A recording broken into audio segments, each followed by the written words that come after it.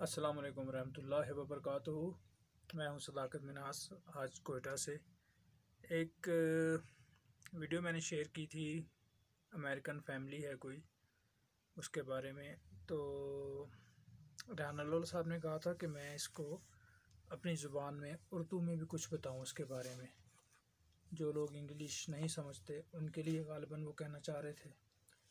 ताहम अमेरिका में एरिज़ोना एक स्टेट है जो कि गर्म इलाका है। वहाँ पे ये फैमिली थी, इसको ख़ातून को कुछ सर्वाइकल पेंडुलस था और कुछ क्रॉनिक डिजीज़ और भी थी। बच्चे को दमा था, तो इनको अनहेल्दी खाना मिलता था, जंक फूड थी। तो इनको ज़रूरत थी इस चीज़ की कि ये अपना खाना खुद तैयार करें, घर में फसलें, मेरा मतलब है सब्ज़ियाँ उगाएं, अपनी खुराक उगाएं खुद से, जो ऑर्गेनिक हो और सेहतमंद खुराक हो। तो उसके लिए फिर इन्होंने जगह ढूंढनी शुरू कर दी कि कोई जगह हो खुली। इनको शहरी इलाके में 1 एकड़ का कोई घर मिल गया, मतलब घर तो डेफिनेटली एक फार्म हाउस होगा है, और बाकी जो फ्रंट यार्ड, बैक यार्ड, सहन सामने वाला पीछे वाला सहन होता है, जो काफ़ी खुली जगह 1 एकड़ की, तो उनको मिल गया लकीली। लेकिन उस वक्त उनको अजीब लग रहा था कि ये जो है कबाड़ खाना है, हम इसका क्या करेंगे।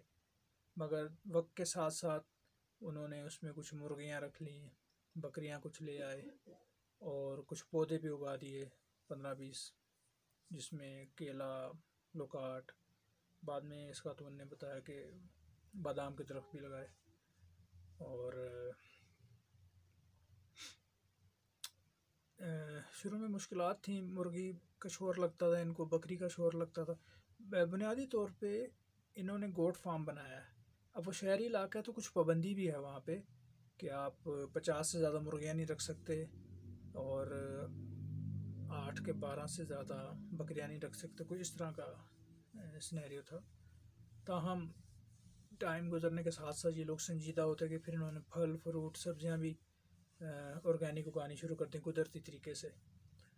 तो अभी खाना पीना सारा इनका अपने ही फार्म से है।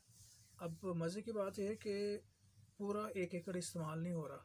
इन्होंने बाद में फ़िश पॉन्ड भी बना दिया। तो वो जो वीडियो मैंने शेयर की थी उसमें फ़िश पॉन्ड का जिक्र था कि हम फ़िश पॉन्ड भी बनाएंगे।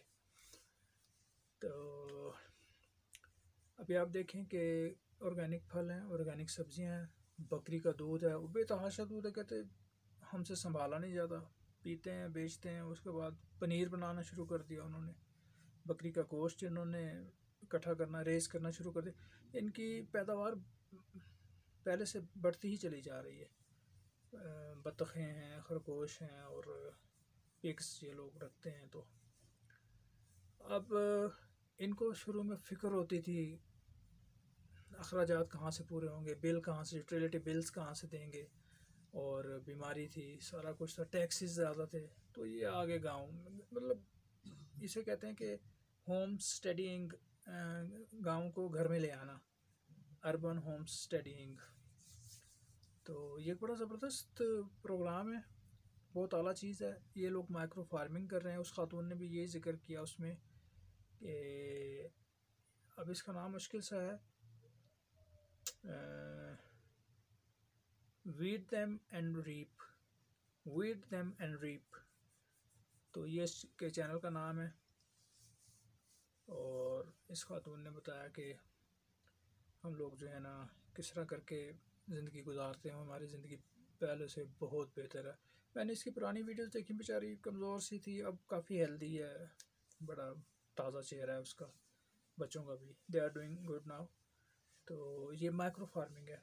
माइक्रो फार्मिंग में बता रही थी कि जो बड़ी बड़ी चीज़ें आप खेतों में करते हैं वो तो नहीं है, बड़ी फसलें नहीं हैं, चावल, गंदम, कपास, गन्ना, मगर ये कि फार्मिंग है, चिकन फार्मिंग भी है, फार्मिंग तो डेयरी फार्मिंग भी होती है, गोट फार्मिंग भी होती है।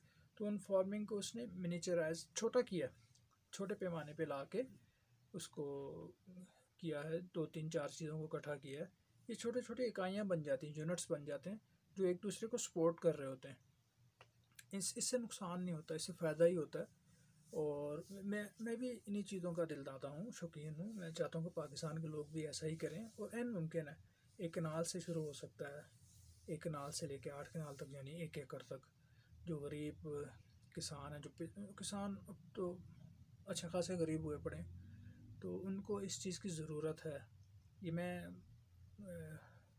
पॉवर्टी ख़त्म करने और मुल्क से गुर्बत ख़त्म करने की भी बातें करता हूँ। इसी से हो सकती है, भूख भी ख़त्म हो सकती है। इससे जुड़ी बहुत सारी चीज़ें हैं। हमारे अक़वाम मुत्तहिदा के जो पायदार अहदाफ हैं, सस्टेनेबल डेवलपमेंट गोल्स, तो उनको भी हम हासिल करना चाहते हैं, तो इनसे हो जाते हैं। सिर्फ एक माइक्रो फार्मिंग से ही कोई 7-8 यूनाइटेड नेशन के जो अहदाफ हैं वो हम हासिल कर सकते हैं। तो ये एक बड़ी अच्छी चीज़ है। ओवरऑल मुल्क की मईशत में तब्दीली ला सकती है ये चीज़, मुल्क की इकोनॉमी ग्रो कर सकती है। गुर्बत का ख़ात्मा ये पूरी दुनिया से ख़त्म करने के लिए लोग सोच रहे हैं। मैं कम से कम पाकिस्तान पे सोचता हूँ। पाकिस्तान में फिर कम से कम मैं किसानों का सोचता हूँ कि जो आज कर्ज़ों में दब गए हैं, दलदल में दब गए हैं, तो ये बहुत सारे लवाजमात को छोड़ के सादगी और आसानी के साथ ये चीज़ें आप कर सकते हैं।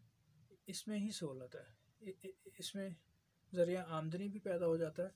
ये खातून बताती है कि देसी तरीक़ों से इलाज कैसे होता है, अच्छी खुराक खाएं तो उसके क्या फ़ायदे हैं, मुस्तकिल और पायदार छोटी फार्मिंग, माइक्रो फार्मिंग कैसे हो सकती है। वो सारे इसके ब्लॉग बने हुए हैं, ये बताती है, वहाँ पे गाइड करती है लोगों को। और एसेंशियल ऑयल बनाती है। ये जो होती हैं हमारी सब्जियाँ, धनिया पुदीना, इनको सुखाते हैं, प्रिजर्व, सारी चीज़ें हैं कि गोश्त को कैसे महफूज रखना, अंडों को, सब्जियों को, हर्ब्स को। तो ये बड़ी, मैंने इसको उर्दू में लिखने की कोशिश की थी, अभी मुझे नकल करनी पड़ेगी। ये खातून जो है कुदरत कदीमी बीमारियों में मुब्तला थी, तो इसी सेहतमंद रहन सहन के बारे में संजीदगी से ये लोग सोच रहे थे। फिर इन्होंने एक एक ऐसी जगह पे लेके रहना शुरू कर दिया। ठीक हो गया जी। अब ये कुदरती रवायती ट्रेडिशनल मेडिसिन और उसके इलाज पे भी ये लोग बात करते हैं। कुदरती खुराक पे ये ख़ातून बात करती है, सिखाती है लोगों को। तो इसके बड़े फॉलोअर्स हैं अभी यूट्यूब पे भी। ये जनाब